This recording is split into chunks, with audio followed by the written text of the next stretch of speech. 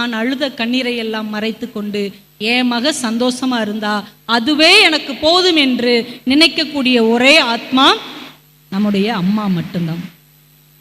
மதுரையில் பூரண சுந்தரின்னு ஒரு பொண்ணு 2 வயசு வரைக்கும் நம்மள மாதிரி தான் இருந்தது. அப்புறம் ஏதோ ஒரு ஆக்சிடெண்ட்டில் கண் பார்வை போயிடுச்சு. 2 கண்ணும் தெரியல.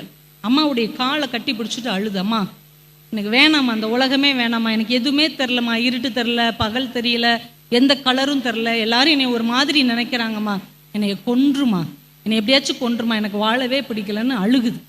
அவங்க அம்மா அந்த பிள்ளை கண்ணீரை தொடச்சிட்டு சொன்னாங்க, பூரண சுந்தரி, உன்னுடைய ஜோடி கண்களால் இந்த உலகத்தை உன்னால் பார்க்க முடியவில்லை என்று நீ அழுகிறாய். ஆனால் எதையாவது சாதிச்சு காட்டு, அம்மா உன் கூடவே இருக்கிறேன், நீ எதையாவது சாதித்தால் இந்த உலகம் கோடி கண்களால் உன்னை பார்க்கும், பாராட்டும், அதுக்கு நான் துணையாக இருக்கிறேன்னு சொன்னாங்க. அந்த பொண்ணு படிச்சு இன்னைக்கு கண் பார்வையற்ற IAS அதிகாரியாக தன்னை உயர்த்தி இருக்கிறார் என்றால் இந்த உலகமே அவரை பார்த்து கொண்டாடுது. பின்னாடி இருக்கிறது ஒரு தாயின் வார்த்தை, ஒரு அம்மாவுடைய வார்த்தை, ஒரு அம்மாவுடைய நம்பிக்கை, ஒரு அம்மா அவங்க மேல வைக்கிற அன்பு இந்த உலகத்தில் கடவுள் வைப்பதை விடவும் அதிகமானது என்பதை